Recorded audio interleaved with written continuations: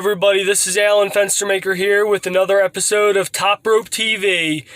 This week, guys, I'm bringing to you a flashback of Top Rope TV and MLW. Top Rope TV has been at the last couple MLW shows over at the 2300 Arena in South Philadelphia, and MLW is coming back on July 10th at the 2300 Arena, so you do not want to miss that.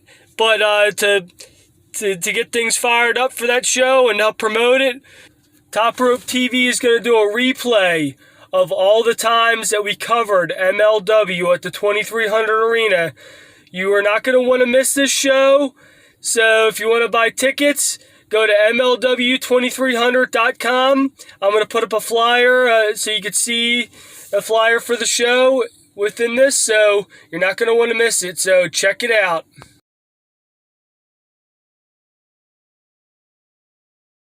This is Shameless O'Reilly with the O'Reilly exclusive here on Top Rope TV. I'm here with Hammerstone. What's going on, man? How you doing? Awesome, man. Now, how was your match tonight? I mean, you could ask my perspective, or you could go find my opponent down in the emergency room, ask his perspective. So, all right, man. Now, where do you come from, anyways? Well, I'm from Phoenix, Arizona.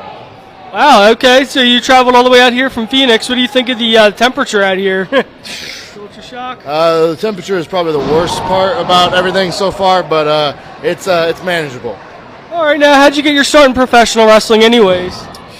Let's see. That was probably close to 10 years ago, and I mean, I don't have anything special or interesting. I guess it's just pretty much like everyone else. You know, wanted to do something, loved wrestling, and figured I'd take a crack at it and never look back. All right. Now, do you have any inspirations as to who inspired you to become a wrestler? Oh, man, I mean, that list is long and it keeps changing, but, I mean, when I was a kid, you know, growing up around the Attitude Era, so all the classics, you know, Stone Cold and DX and all those guys. But, yeah, pretty much anyone larger than life. I always wanted to be one of those big, badass guys, and I think I've done not too shabby becoming that. All right, and what are some of the highlights of your career, anyways? Well, tonight marks the highlight. I just debuted with MLW here. MLW is on the rise, and they're one of the hottest things going today. So to sign with them and debut tonight and be successful in my debut is a big highlight. Besides that, I've got to travel the world. I've got to wrestle for Inoki in Japan. I've got to be in Canada and Mexico, all across the United States. Got to wrestle plenty of my heroes. And let's just keep adding to that list. That's my mentality, I guess. Okay. Now, who are some of your heroes that you wrestled anyways?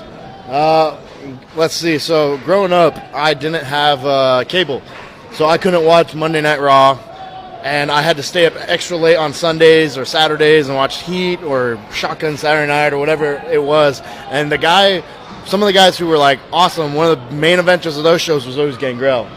And Gangrel's actually been I probably had more matches with him than any other wrestler, and he's kind of like a wrestling dad to me. So I always thought he was super awesome. I was always a mark for him. So getting to wrestle him and learn from him and have him as a friend and mentor has been great.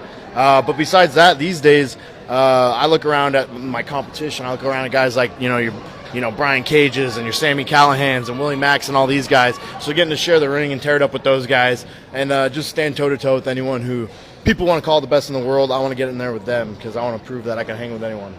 Okay. Now, who did you train with anyways? So I've trained with a couple people. My original trainer actually passed away recently. So his name was Vince Vega, but he's a real hard-ass guy. Luchador, American-style hybrid.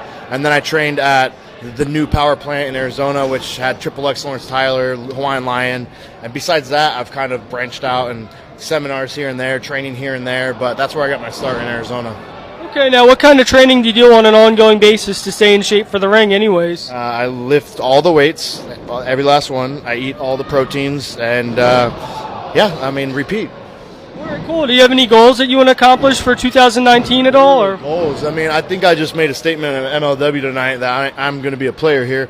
I'm always looking to be the top guy anywhere I go. I never want to just be hanging out. I don't want to float around in obscurity. So now I'm here in MLW. This is going to be a big focus for me this year. I want to climb to the top. I don't know who I got to take down first, but I want to get gold around my waist. I want to be looked at as the top guy.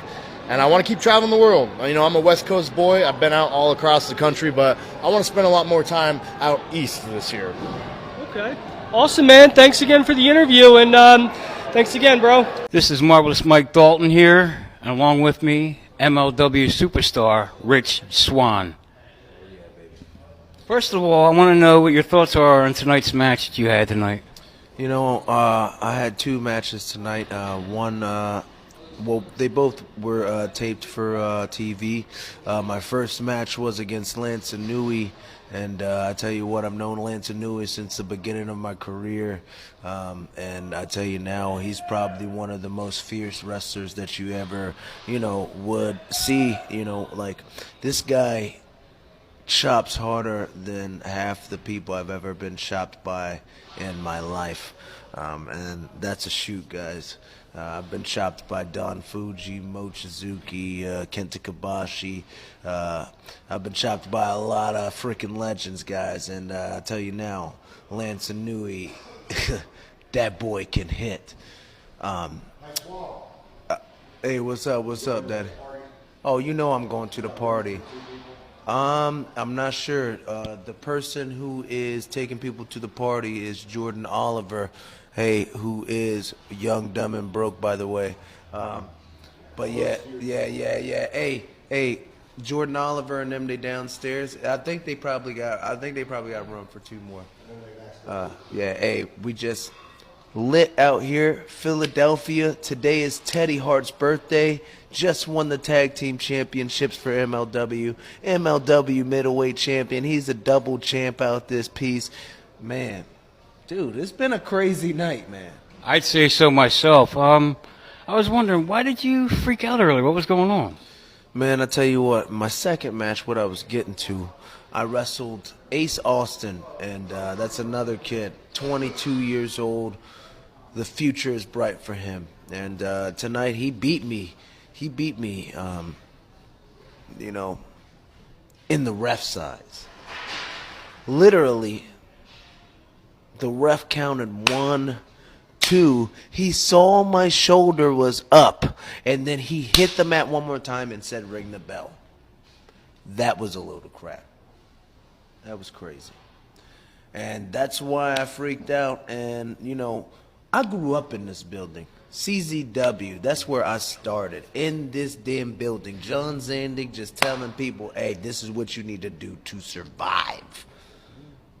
And tonight, it was on some BS, dog.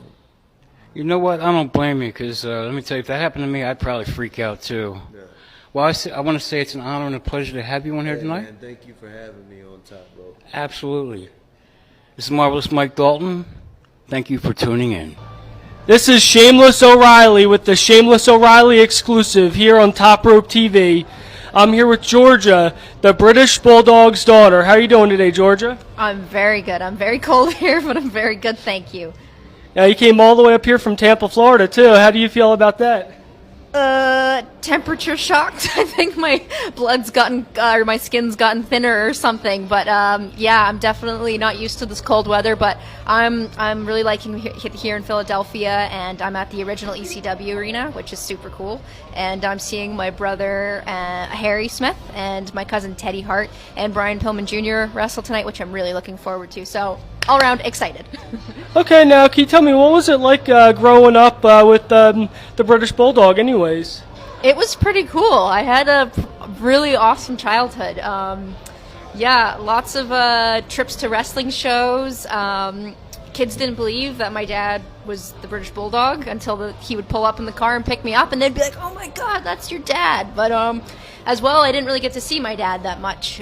So there was some really good highs and some lows with it. But overall, I couldn't have picked a better dad. Okay, now, like, what are you doing in the wrestling business these days anyways? Can you tell the fans of Top Rope TV? Honestly, I work at iHeartMedia in Tampa, Florida. I work at 933 FLZ, so I do a lot of media work. I do social media, special events. I do midday programming, and I do on-air talent work.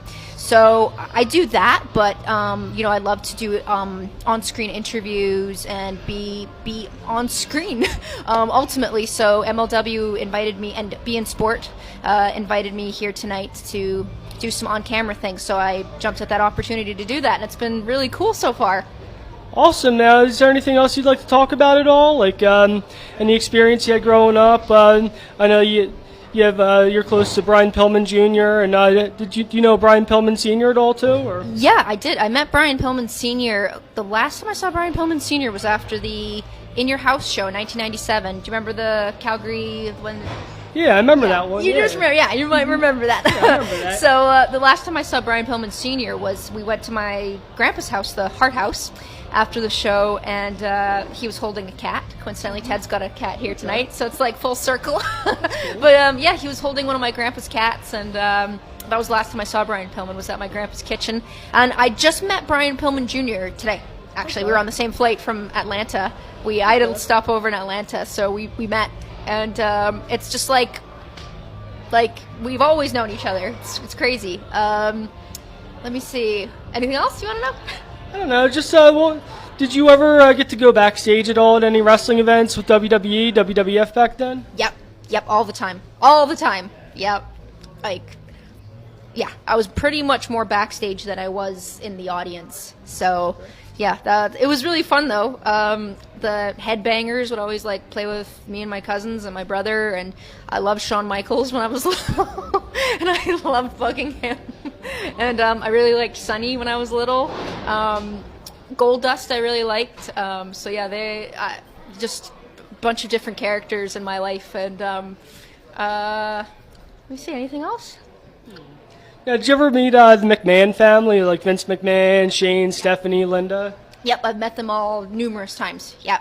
I haven't seen Vince in a few years, neither Stephanie, but yeah, if I were to tell them, they'd know right away who I am, and I kind of look a little bit like Davey. Okay.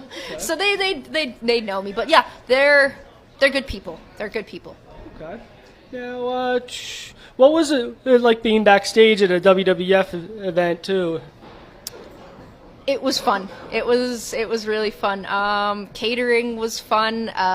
Sometimes it may have gotten a little bit boring. I remember one WrestleMania. Do you remember when my dad and Lex Luger, they had to do some thing with Jonathan Taylor Thomas? Do you remember that? It was at a WrestleMania. I think I remember that. Yeah.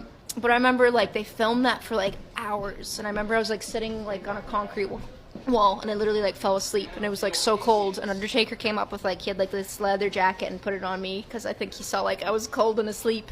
And next thing I knew, it was the interview was over, and then we had there was the Slammies after that, and I fell asleep at the Slammies when I was 8 years old.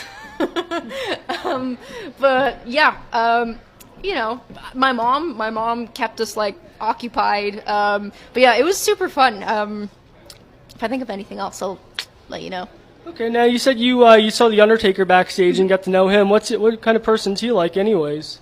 Very quiet, very super quiet, but really really nice. Yeah, he's very much on. I don't know if it's on his terms with things, but I know he can be a bit funny when people ask him for pictures and autographs and stuff. But he's always been nice to me. He's always been fine with me. But I've just heard some things. But I think he just kind of just likes to keep to himself. Okay, that's cool. Well, I think that's about it. Do you have anything you'd like to plug at all, or? Watch MLW. If you've enjoyed seeing me, you'll see me on here tonight. Awesome. Thanks for the interview. Thank it was you. a pleasure. Thank you. Okay, awesome. Yo, this is Shameless O'Reilly here. I'm here with Davey Boy Smith Jr. How you doing tonight? I'm very good. It's been a long day, a little bit tired. Had a show for New Japan the past couple nights, flew from LA to North Carolina, and then MLW today. So it's been a busy day. Awesome, man. Now, what are some of the highlights of your career that you got? Well, I had one tonight. Just won the MLW Tag Team Championship along with Teddy Hart. The New Hart Foundation won the WWE Tag Team Championship, New Japan Pro Wrestling Tag Team Championship. I've won some submission grappling championships for Naga and Expert Super Heavyweight Division, which is all holds legal submission wrestling, grappling. Won the Billy Robinson Classic in super heavyweight division, pins and submissions. Those are all great highlights and accliments to my career. It's been a really, really awesome experience being with MLW so far. And Teddy and I, we're signed now to MLW exclusively, so you're going to see a lot more of the New Heart Foundation. I'm very, very excited about it. Awesome, man. Now, what was it like growing up with Davey Boy Smith Sr., your father? You know what? It was a great experience. Unfortunately, my father was away. He was on the road a lot. But growing up in the Heart House, training in the Heart Dungeon, was certainly an awesome experience. I wouldn't have traded it for the world. Yeah. Now, do you have any memories backstage at all? I remember I used to play backstage with all the guys. Bam Bam Bigelow, he taught me how to use a yo-yo, which I can sort of do now. I was always good friends with the Nasty Boys, still am. Okay. Of course, my uncle Brett and Owen, Bart Gunn, Steve Blackman, they were good friends of my father's too, and I got to know them a little bit also. Yeah, how long have you been in the business for by yourself anyways? Since I got out of the wound, I think. Yeah. Awesome, man. Thanks again for doing this interview. Thank you. Okay. Ladies and gentlemen, welcome to this segment I like to call The Shoot. I'm your host, Marvelous Mike Dalton, and with me right now I got the almighty Sheik. What do you think? What are your thoughts about what just happened right now out there in front of the audience? Your thoughts and your views. I've been all over the world, and it looks like me and Fatu found ourselves another home. We're the greatest tag team in all of wrestling today. The Sheik and Fatu, soon to be all over the world together. But right now, we're here, right here at the Philadelphia, what is 2300 Arena. 2300 Arena, one of the most world famous arenas in the world. And we're here, and we showed the people old school still lives. What's old is new, and we're the greatest tag team in the world today. We're here to prove it, and we just did. Any plans on dominating Major League Wrestling? That's all we do. That's all we know how to do. With Fatu behind me, with my knowledge, this is the AK-47. Fatu is the bullets, and everybody out there is the target. Right now, what I'd like you to do is just say whatever on your mind, shoot, burn the carpet down, shoot on anybody you like, rip it up. I need a shower right now. I got blood all over me. That's the only thing on my mind. And a beer. Ladies and gentlemen, you heard it here. This has been The Shoot. I'm Marvelous Mike. Yo, this is Shameless O'Reilly with the O'Reilly exclusive here on Top Rope TV. I'm here with Filthy Tom Lawler, the new MLW World Heavyweight Champion. Congratulations, brother. How's it feel to be the champion? Well, it's only been a few minutes, so I'm not really sure. I'm sure my life will change drastically over the next few days. Endorsement deals are going to become flying in. Women are going to be throwing their panties at me as I walk down the street. I'm not quite sure what's going to happen, but right now, I know I'm savoring this victory. Awesome, man. Now, do you have any inspirations growing up to become a pro wrestler? Yeah, of course. I mean, pretty much everybody I saw in that damn ring get in there and do it, It takes a real man to step up and see what they're made out of. So anybody that gets in there, a real tough guy, coming from an MMA background, obviously big fan of Ken Shamrock, Dan Severn, some of the old school shooters. So that's cool. That's cool. How long you been in the business for anyways? Started wrestling 2005 was my first match. Then was doing MMA for a while and going back and forth between the two of them. So first fight was 16 years ago. First wrestle match was 14, I guess. So it's been a while, Yeah, what are the different promotions you've wrestled for anyways? I've been here for MLW over the past year or so, or 2 years. I fought for the UFC for 10 years. Fought all around the globe. So, what was that like in the UFC anyways? Yeah, it was pretty intense. You can see the action here in MLW. It's pretty rough and tumble out there. Just a little bit different rule set they have to get accustomed to in the UFC, but it's all a fight when you're out there. So. Okay. Now, how does it compare to professional wrestling, anyways? Yeah, it just depends on how you're looking at it. The training, obviously, for both of them is really tough. The worst part about pro wrestling is the wear and tear on your body, going from city to city, performing every night, day after day. Really takes a toll on you. So. All right. Do you have any goals within the next year you would like to accomplish? Just keep defending this bad boy all across the world. Keep raising its name. Awesome, man. Thanks again. All right, thank you. Cool. This is Alan Fenstermaker here with Pro Wrestling Archives. I'm here with Salina de la Renta. I got you. Okay. Now, how you doing tonight? Pretty good, pretty good. How are you? Pretty good. Now, it's an exciting week with WrestleMania coming up, the first ever women's main event. What do you think about that? Well, I think that it was about time. That is awesome. I believe in the women's revolution. I think it's awesome, and I get to be a part of it, so. Okay. Now, do you have any inspirations that made you want to become a professional wrestler? Well, definitely. The first time I heard of wrestling was through the show Total Divas. Definitely Nikki Bella and Brie Bella were my main inspiration because even though they're not fully Latinas, they were part Latinas, and I felt identified when I saw them, and thought maybe I should check out their sport, and I fell in love with it. Okay. Awesome. Now, what are some of the highlights of your career? Well, I started wrestling at local shows in Florida, and I started building a little name for myself. I was discovered by Major League Wrestling. I suffered an injury when I was in the independent scene, so I cannot wrestle, and I was picked for a manager role, and I think it blew up a little, so that's I would say those. Do you have any goals that you'd like to accomplish within the next year? Within the next year? I certainly would love to maybe go to any continent outside of the United States, anywhere. I have been to Mexico, but I haven't really been to Germany. I've seen people go to Canada for wrestling, the United Kingdom. Yeah. I would love to visit somewhere outside the U.S. That'd be cool. Now, can you talk about your match tonight? I was part of 4 matches. I was supposed to be in 5, but then there's a little problem with my outfits because I have to keep changing for a week. You know how it works when it's TV. I manage El Hijo de LA Park. I manage Ricky Martinez. I usually manage Loki, but not tonight. And I'm going to be managing LA Park during the main event and at the Battle Riot. Awesome. Guess that's about it. Do you have anything you'd like to talk about at all, or anything you'd like to plug? Well, my social media, if anybody wants to follow me, my name is Salina de la Renta. That's SALINADELARENTA. And watch MLW. It's on YouTube. It's free. Fenstermaker here with Pro Wrestling Archives, and I'm here with Dan the Beast Severin. How are you doing today, Dan? Alan, that's just another day in the life of, you know. Awesome, man. I got some questions. It's an honor to be interviewing you, and let's start off with this. How does professional wrestling compare to MMA and martial arts? Well, I mean, they're vastly different, but at the same token, there's a lot of similarities. There's a physical preparation, and there's a mindset that comes with that. So that's 2 key opponents.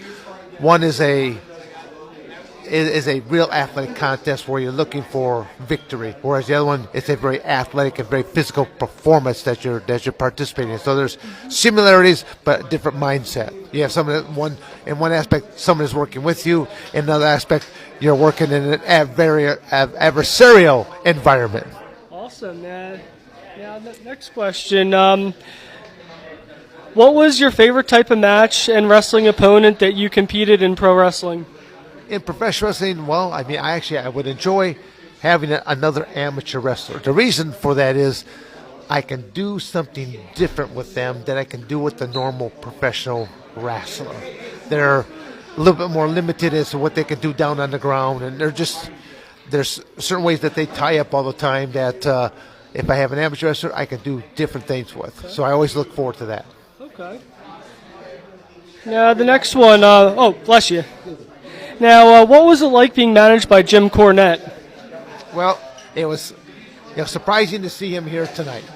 And, I mean, Jim's been involved, probably 3-4 different times in my life where, I mean, he was a major factor. You know, having the NWA strap put on me in the first place, that was done on his promotion, Smoky Mountain Wrestling. Okay. So, you know, to have that belt put on to me and you know, again, the responsibility that comes with that as well. And then when I signed with the WWF, you know, now known as WWE, he was there, and he was battling with the creative team a lot of times on my behalf. He goes, "You got the greatest thing in the world. You've got an actual professional wrestler who can wrestle." And Jim was always had my back and had my best interest. So I really appreciate and I even managed me in one of his last professional wrestling management techniques. Yeah, that's what I was saying at the beginning there. Yeah. Okay. Now,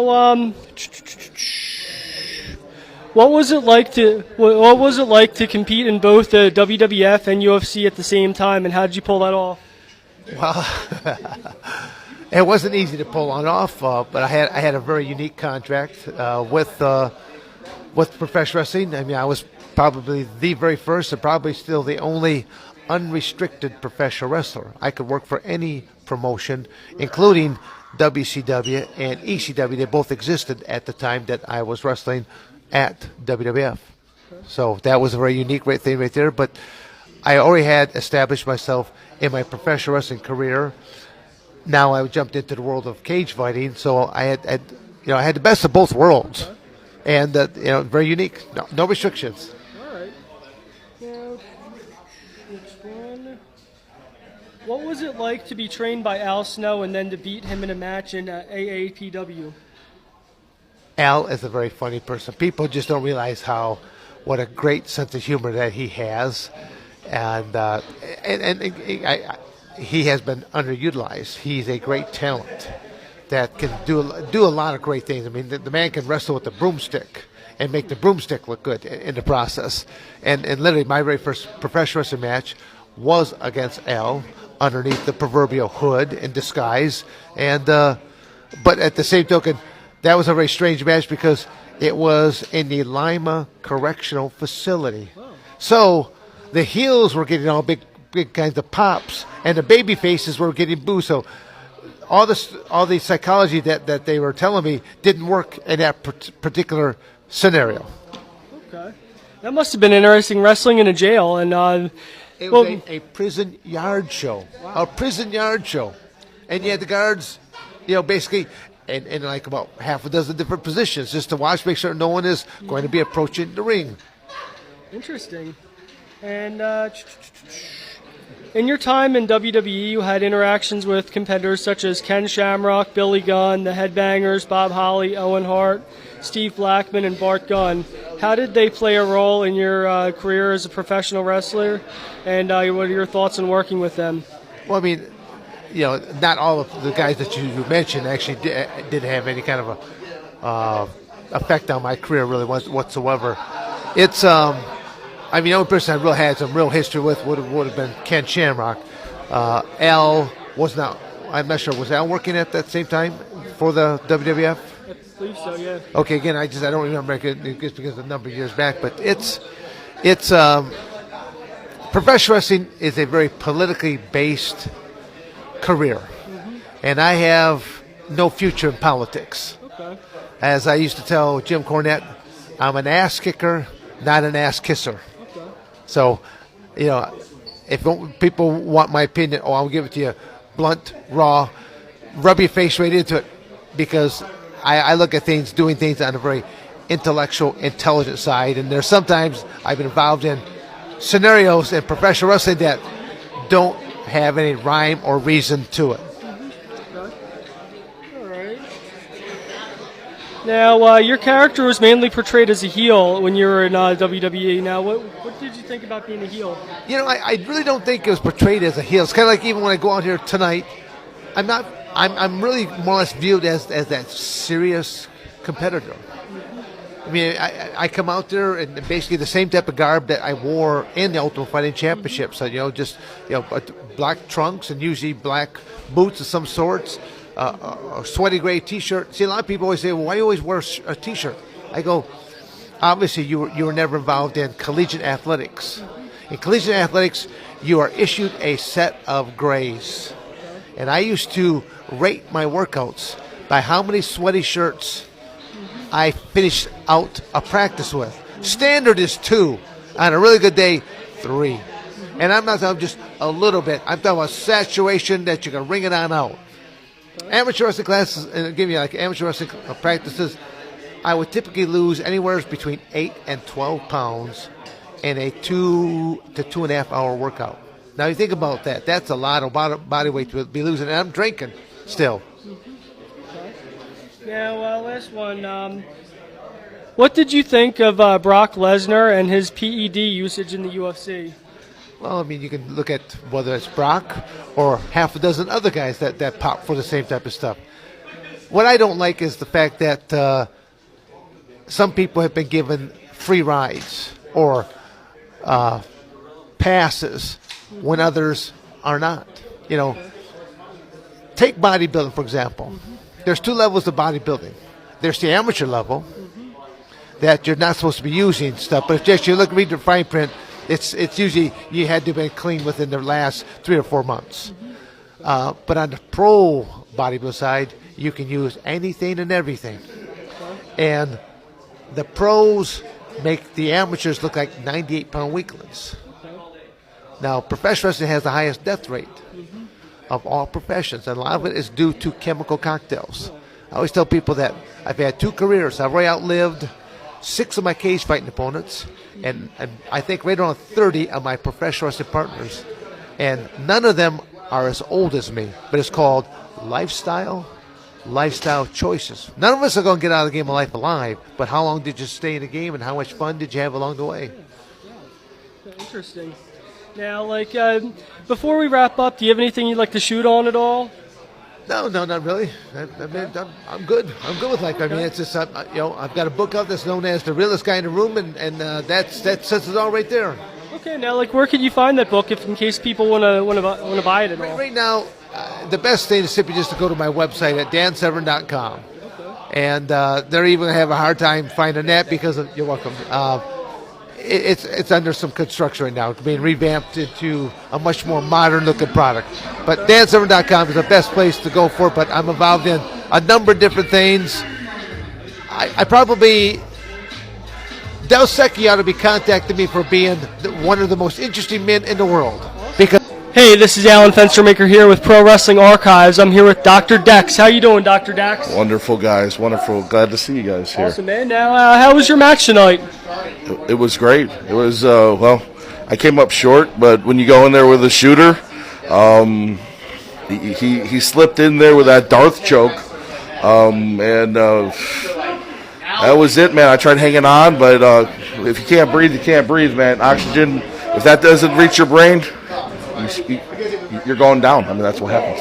All right. Now, do you have any inspirations to become a pro wrestler at all? Of course, Chris Benoit, his intensity. One of my favorite wrestlers, his son, Harry. David Billy Smith. He's junior. His father was a huge inspiration to me. I just love that he always had a different look. He always evolved over time, just like you see Jericho or Undertaker. But you look at British Bulldog, he was another one that went and did that, and was an incredible wrestler, but he was also strongman, power wrestler. So he had technique and strength. I try to recognize, that I have some of the same things. Okay. And I'm here to showcase it here at MLW. Okay. Now, do you want to talk about some of the training that you've done to become a pro wrestler? Or? Yeah, so I'm out of Tampa, Florida, out of the Lethal Academy. I was trained under Jay Lethal. He was my trainer. He's an incredible trainer. He's very impeccable on everything that he trains. But, with Jay, he goes ahead and teaches people like me of all shapes and sizes and different styles. They're not just cookie cutter. He tries to bring the best out of every one of his trainees, and he still does do that at the Lethal Academy of Tampa Bay Pro Wrestling. Mm-hmm. Now, what are some of the highlights of your career? Really, right now, wrestling 2,300 arenas. I mean, I think that's probably for me one of the best. I got to wrestle King Mo over in Dallas. That was a great match that I had from high profile, but working to Florida and Alabama and Georgia indies, I learned a lot of things, working a lot of different styles from work tag and singles, and got a lot of versatility, and learned to wrestle in a lot of different ways, and I'm here to showcase that here at MLW. Okay. Now, what's the main difference you notice when you wrestle a singles match versus a tag match? singles versus tag match. In tag wrestling, you depend on somebody else and other people to perform with you.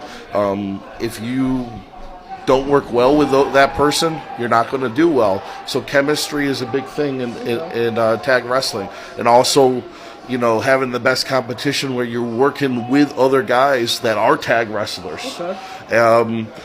You're going to see the best fight if you got the best performers that know how to tag wrestle, or if you're doing singles match that know how to do a singles match. Okay. Awesome, man. Now, do you have anything else you'd like to plug or add at all or anything? Or? My home promotion is Tampa Bay Pro Wrestling. If you haven't heard of us, please check us out. Most of the competitors have come from the Lethal Academy of Tampa Bay, and check us out on Fight TV. Okay. Dax .wrestler is if you just look me up at Pro Wrestling Tees, you can find Dax DAX. And hey, man, I'm here at MLW and just working my way up the ranks here to become the best that I can be. And bring. So this is Alan Fenstermaker here with Pro Wrestling Archives. I'm here with, could you introduce yourself? That's right. It's your boy, Jay George, and I'm coming at you live right now from the Melrose Ballroom. We just got done with a very exciting MLW Battle Riot show here. This is the second Battle Riot. The first one took place here historically in this building, so they're coming back, keeping up the tradition, and it's WrestleMania weekend, man. It's exciting stuff. Now, do you have any matches that you're excited to see at WrestleMania this year? At the actual event, the actual pay-per-view itself, WrestleMania, I mean, there's just so many matches going on right now. There's so much competition in the air, and everybody's going out and giving their best, not once but twice, 3 times a day, and it's really exciting to see. But as for WrestleMania itself, I'm excited to see the triple threat women's match, and I think it's going to be very cool because this is history in the making. Okay. Now, what gave you the inspiration to become a professional wrestler?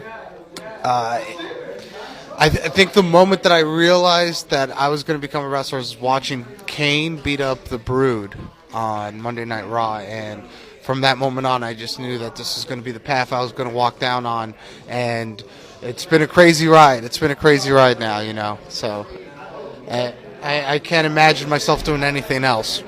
Nice. Now, what kind of training did you have to become a pro wrestler?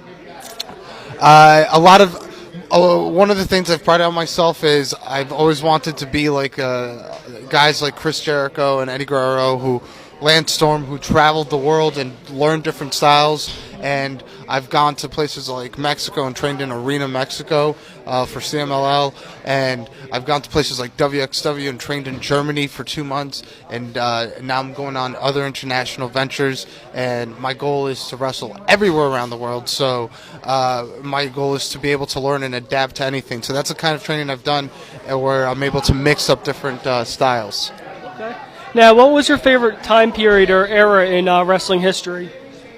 Oh, man. To go back and watch, I have to say that pre-Attitude Era 1997 is one of my favorite years in wrestling. But I have to say from like 2002 to like 2004, 2005, I felt like the wrestling just got up on another level when you had guys like Eddie Guerrero, Kurt Angle, Triple H, RVD. These guys were just at the top of the game, and Rey Mysterio's coming in, and not only that, but the independents were starting to thrive with guys that you've seen here tonight, guys like Low-Key, Homicide, Daniel Bryan, CM Punk, Colt Cabana, and now they've taken professional wrestling as a whole to a whole nother level, as you can see by this insane weekend that we're being a part of right now. Okay. Now, what was your whole thoughts on the whole invasion angle that WWE did with WCW and ECW? I was super. I really I think if you go back and watch that Survivor Series match, as a match, it's a really good match. Obviously, you couldn't get the big guys that you wanted to see. You didn't get Goldberg in there, and Hulk Hogan and NWO didn't come until after. So it was definitely a little bit underwhelming. But I mean, I still enjoyed the big payoff and everything, and was still kind of excited to see how everything was going to transform. And I was looking at a long-term picture.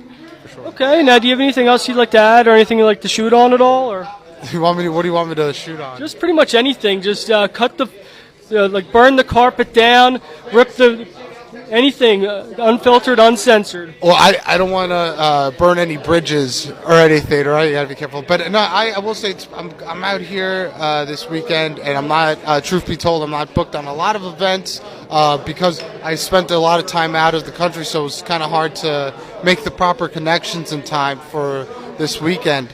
But it is motivating to see a lot of my peers going out there, and it just. This is the height of wrestling is this weekend, and I'm hoping in the future next year to be a part of it. And you guys can follow me on Twitter and Instagram, jgeorge489. With Alicia Atout. How are you doing, Alicia? I'm good. How are you doing? Pretty good. Now, it's an exciting day today. Now, how could you tell the fans how you got into the wrestling business? Yes, so I've been a wrestling fan since I was about 2 or 3 years old. It was because of my dad, and I was doing music interviews for a while on YouTube for about 5 years. Then my dad said, you know what, this has become a success. Why don't you try doing wrestling since you're a fan? So I was like, why not? And then it kind of just propelled from doing interviews for my channel to signings to TV with companies, and now we're here. Yeah, like what do you do for your channel? So my channel is pretty much sit-down, long-form interviews with musicians and wrestlers. So it's just kind of having fun with people, shooting the breeze, not super serious. So now, like, what are some of the wrestlers that you had on your show? I've had everyone from Jericho to Mick Foley a ton of times, Kenny Omega, Young Bucks, Cody Rhodes, like anyone who I've kind of met in wrestling I've been able to have on, which is super gratifying. So yeah. Now, what was it like having Kenny Omega on the show? It was cool because he was one of my first big wrestling interviews when I was only doing wrestling stuff for about, I don't know, like a couple months. And when he said yes, I freaked out because I was like, he is the hottest thing in wrestling, and now he's going to sit down with the interview queen. So it was intimidating, but great. And since then, I've interviewed him multiple times, and he's awesome. Now, how about the interview with Mick Foley that you did? How was that? Yeah, I've interviewed Mick like 5 times. He's a friend of mine now, which is super surreal to even say. But he's amazing. I love Mick. Okay. Now, how about some of the musicians that you've done interviews with? Anyone in particular that you've done that starts out to you? I mean, for me, I always have to mention Metallica, Motorhead. When I was able to get them on, it was just like mind blown. They're 2 of the biggest bands in the world. So that was really gratifying for me. Okay. Anything else you'd like to plug at all? Or you'd like to plug your channel so people can look you up? Or? Yeah, absolutely. You guys can check all my stuff out on YouTube. It's youtube.com/amusicblog. Yeah, or just type up Alicia too. I actually announced some really exciting news the other day, which is that I'm now with MLW. So I'm going to be on MLW Fusion weekly on your TVs on BN Sports. So be sure to check that out. I'm so excited for my debut.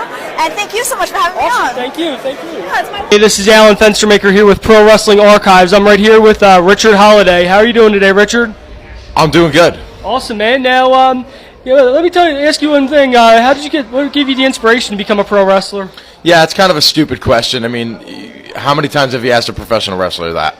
I mean, give me something better. Okay. Now, what are the strategies in mind for your match tonight? Honestly, not much. I'm going up against Mance Warner's mystery opponent. I'm still not sure who that's going to be. My preparation never changes. He probably picked some drunk idiot at the bar. So I'm not worried about it. And any highlights of your career that you'd like to talk about at all? Or? Well, yeah, I'm the face of MLW, so I would say that's the biggest highlight of my career, and it's still going. Okay. It's like a never-ending highlight reel. Awesome, man. Okay. Anything else you'd like to talk about at all? Or? Not really. I would just say to the consumers, you're all breathing rarefied air. Awesome, man. Thank you, bro. Thank you, brother. Awesome. Hey, this is Alan Fenstermaker with Pro Wrestling Archives. I'm here with Zinchi. How are you doing today, man? Doing great. Just up here in Philly for MLW. Major League Wrestling. It was fire. Fuego tonight. Awesome, man. How do you like Philadelphia so far? Philly is like one of my favorite places to wrestle. I've wrestled in Philadelphia quite a lot. With Chikara Pro Wrestling back in the day. I haven't been back in this building in about 3 years, so it felt so good to wrestle at the 2300 Arena once again. Okay. Now, what was your match tonight? So I had Mr. L. Lindemann one-on-one, and then I also had a tag match against Injustice. Can't get away from these guys. And Laredo Kid was my partner tonight. Okay. Now, do you have any inspirations to become a pro wrestler at all? Inspirations? Well, it's got to be the King, Rey Mysterio. Take a look at my mask. You can see the inspiration. Rey was the guy that I watched and said, you know what? Wow, I can do that. I can do that one day. Yeah, I'm going to try this thing. Now, what do you think about Rey's past feud with Brock Lesnar you just recently had? That's like a dream match because I'm a big fan of Brock Lesnar as well. And I love little guy, big guy matches. I love styles clashes. So for Ray and Lesnar to go at it, to me, that's like the best of both worlds. Yeah, I'm digging it. It's hard to root against Lesnar because I love him so much, but when you're talking about Rey Mysterio, you got to root for the underdog. Okay. Now, what kind of training did you do to become a pro wrestler? Well, before I was in wrestling, I was a gymnast, a competitive gymnast. So you can tell where I get my aerial base from. And then I trained at the WWA 4 in Atlanta when I was 18, and learned a lot from a lot of different people, including A.R. Fox, Jonathan Gresham, Mike Quackenbush, Michael Elgin, Cassius Ono, you name it. I've traveled around and learned from the best. Okay, do you have any memorable matches at all? I think some of my most memorable matches was against Amazing Red, Pro Wrestling Syndicate, such a great guy. Also against the Young Bucks, my partner Kitsune, and Beyond Wrestling. Yeah, those two stick out to me as so much fun. Now, what was it like wrestling with the Young Bucks? It was surreal. It was crazy because the show before, Beyond Wrestling, had a ladder match with A.R. Fox, defended my Chile Lucha Libre All-Stars Championship, and that got over so well. The next show, they were like, well, we got to put you with the best tag team in the world. And, you know, they were so nice and so respectful, but, you know, they go hard in the ring. Awesome, man. Anything else you'd like to plug or add at all or anything? Or? Yeah, for sure. I'd just like to say hi to my homies in South America, down in Chile, Peru, Ecuador, Bolivia, Argentina. I don't know if you know this, but they call me the South American King. So, what's up to all my amigos? Awesome, man. Thanks for doing the interview, bro. Yeah, no problem. Awesome, man. MLW, represent baby.